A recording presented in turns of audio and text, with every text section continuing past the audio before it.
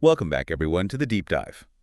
Today we are taking a deep dive into debt and recession, a topic that I know you're all very interested in right now, especially considering, everything that's going on in the world. And you actually gave us quite a few really interesting sources to look at. One of them, which is where we're going to start, is called English Pod, Debt and Recession.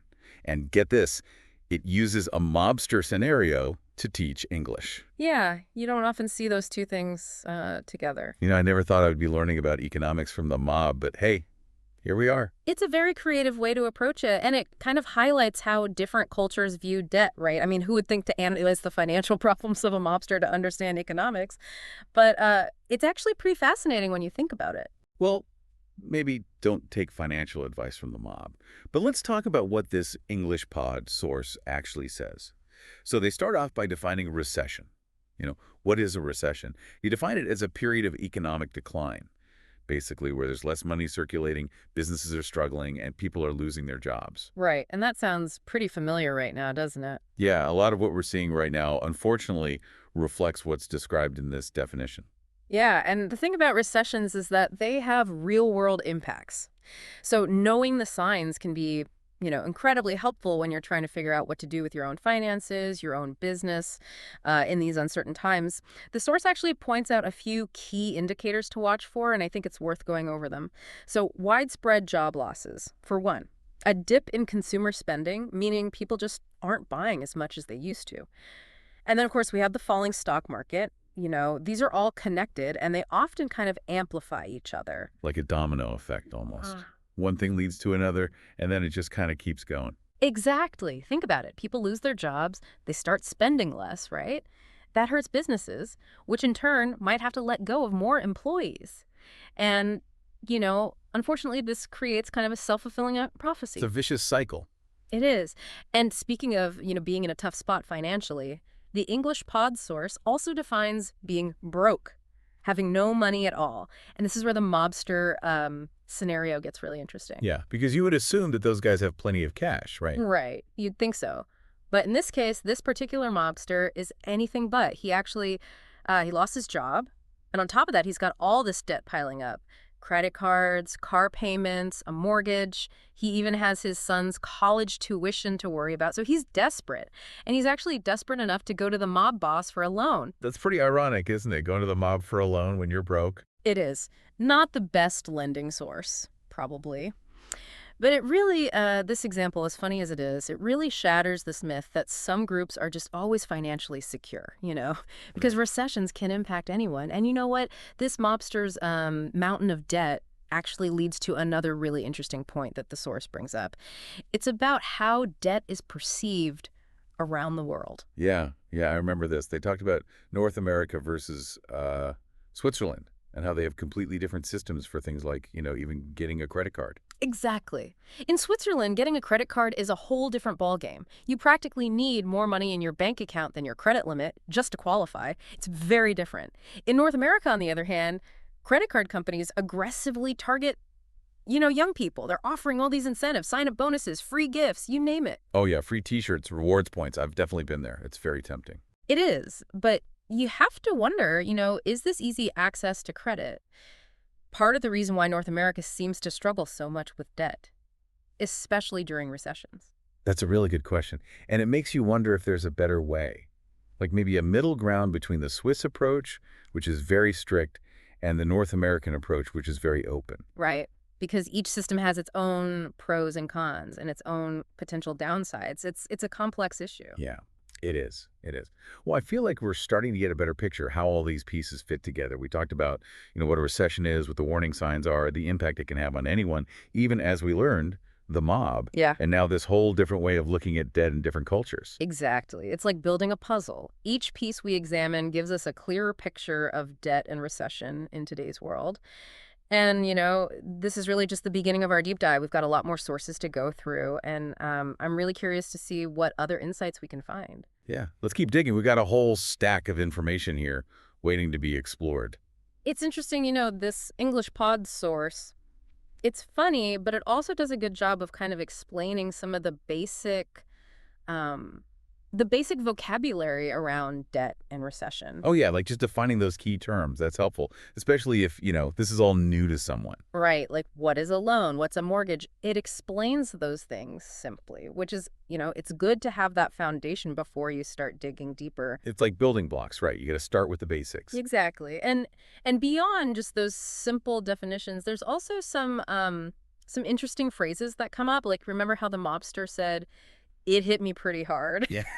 That's a way of describing the impact, like the real weight of things going wrong. Yeah, yeah, like when something really throws you off balance. And it doesn't even have to be financial, right? We've all felt that way sometimes. Exactly. And then there's that phrase on top of all that, which he uses to, to emphasize just how much everything was piling up. It's not just one problem. It's like the whole hmm the whole cascade of things. Yeah. Yeah, exactly. And the way he uses language, it actually reflects a broader point from the source, which is that North American culture seems to have a lot of colloquialisms, a lot of slang tied to debt. Maybe it says something about our relationship with money, with borrowing and spending. Hmm. That is interesting. But so going back to the mobster's predicament here, Yeah. did he actually get the loan or was that a dead end? Well, that's where things take a surprising turn because the mob boss, he claims that he's broke too. No way. Yeah, he said he lost a fortune in the stock market crash. So even the mob boss, even the top guy, he wasn't immune to this. Nope, not at all. And this brings us back to that idea that recessions can hit anyone no matter who they are or what they do. It really does. And it just goes to show how important it is to be prepared, right? Mhm. To have your finances in order. Absolutely, because you never know what might happen.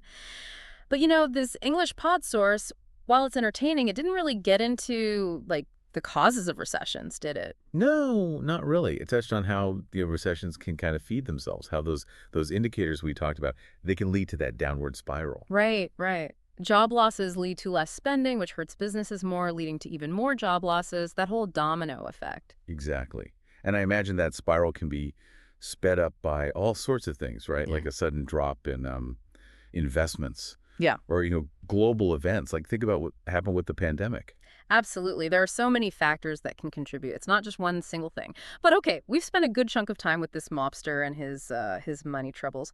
What about those other sources you mentioned, the ones from The Economist and Ah, yes. You're right. We have a whole pile of information here that we need to get to.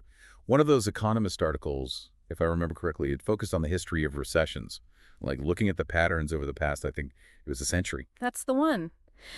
And it's a really insightful piece because it charts, how often recessions happen, how severe they are, how long they last.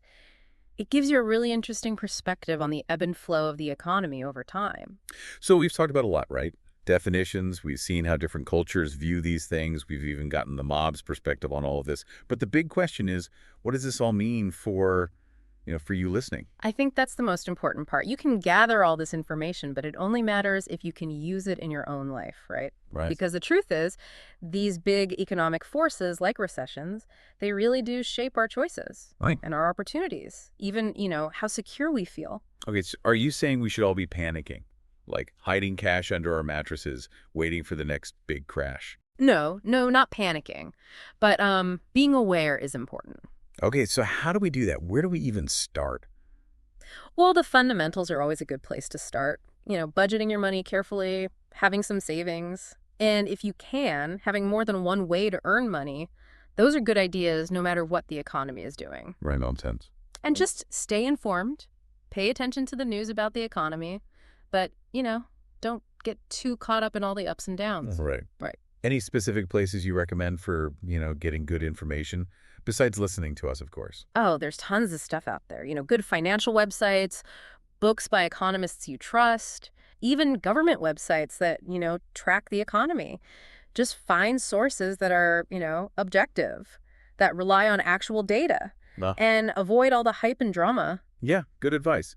And I think it goes without saying, maybe don't take financial advice from the mob. Probably a good rule of thumb. Yeah. But, their story does bring up an important point. Even people who seem like they're, on top of the world, they can be affected by a recession. It shows how connected everything is, right? Exactly. And while that can seem a little scary, it also reminds us that we need to be resilient and adaptable and make smart decisions. not just as individuals, but as a whole society, if we want to get through these tough times. That's a good point. Well, listeners, that's our deep dive into debt and recession.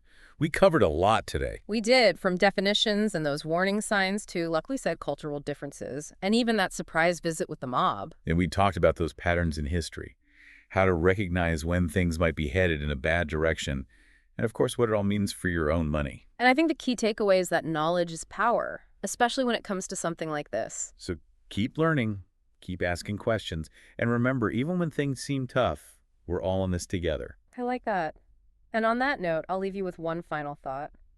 If you're feeling overwhelmed by all of this talk about debt and recession, ask yourself, what can you do right now to learn more about managing your money and to feel more in control? Something to think about. Until next time.